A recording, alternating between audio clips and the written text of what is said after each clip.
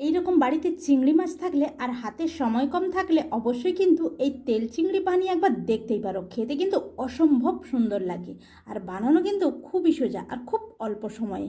আর সত্যি বলছি বন্ধুরা, এই তেল চিংড়ির যে তেলটুকু, এই তেলটুকু দিয়েই পুরো ভাতটুকু খাওয়া হয়ে যাবে, এত সুন্দর লাগে। আর চিংড়ি মাছটাও কিন্তু একদম শক্ত হবে না, নরম তুলতুলেই থাকবে। তো চলো কথা না বাড়িয়ে রেসিপিতে চলে যাওয়া যাক। এই রেসিপিটি বানানোর জন্য আমি এখানে 200 গ্রাম মতো চিংড়ি মাছ নিয়েছি আর মাঝারি সাইজের চিংড়ি মাছ নিয়েছি, দিয়ে খোসা ছাড়িয়ে নিয়েছি।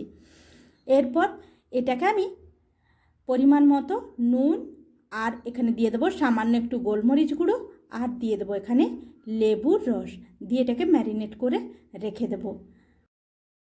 তো ম্যারিনেট করে এটাকে খুব বেশি সময় রাখার কোনো প্রয়োজন নেই। আমার এখানে আর 2-1টা উপকরণ লাগবে, সেইটাই রেডি করতে করতে আমি এটা ম্যারিনেট করে রেখে দিয়েছিলাম। তো এরপর এটাকে একটা সাইডে রেখে দিয়ে আমি একটা কড়াই বসিয়ে তাতে বেশ কিছুটা সর্ষের তেল দিয়ে দিয়েছি। এরপর দিয়ে দিলাম কিছুটা রসুন থেতো করে, তোমরা চাইলে কুচিয়েও দিতে পারো। অল্প একটু নেড়ে নিয়ে দিয়ে দিলাম চিলি ফ্লেক্স। চিলি ফ্লেক্সটা অবশ্যই তোমরা যে যেমন ঝাল পছন্দ করো সেই অনুযায়ী দেবে। আর এখানে কিন্তু অবশ্যই বলে রাখি, সর্ষের তেলই লাগবে আর তেলটা কিন্তু একটু বেশি লাগবে।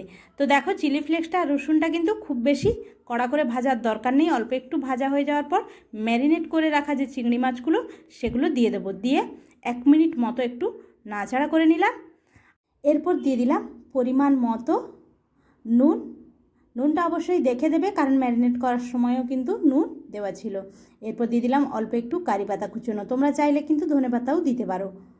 কারি পাতা অথবা ধনে পাতা যেটা হোক একটা দিতে পারো, তবে কারি পাতার স্বাদটা একটা আলাদাই মজা আনে। তো তেল চিংড়ি কিন্তু আমার পরিবেশনের জন্য পুরোপুরি রেডি। এইভাবে একবার অবশ্যই বাড়িতে বানিও, আর বাড়িতে বানালে কেমন হয়েছে কমেন্ট করে আমাকে জানিও। এর যে তেলটা, সেই তেলটুকু দিয়েই কিন্তু ভাত পুরো শেষ হয়ে যাবে। আর চিংড়ি মাছও কিন্তু একদম নরম তুলতুলে হবে। আর যারা তেল পছন্দ করো না, তাহলে তারা কিন্তু এই রেসিপিটা অ্যাভয়েড করে যেতে পারো। তো বন্ধুরা, আর দেরি কেন, এইভাবে একবার তেল চিংড়ি বাড়িতে বানিয়ে ফেলো। আর রেসিপিটি কেমন লাগলো অবশ্যই আমাকে কমেন্ট করে জানিও। আর যদি ভালো লাগে অবশ্যই like, comment, share and subscribe করে পাশে থাকা বেল আইকনটি ক্লিক করে আমার পাশে থেকে যেও এইরকম রেসিপি পেতে। তো আজকের মতো এই পর্যন্ত, আবারও দেখা হবে অন্য কোনো দিন অন্য কোনো রেসিপির সাথে। সবাই ভালো থেকো, সুস্থ থেকো, টাটা।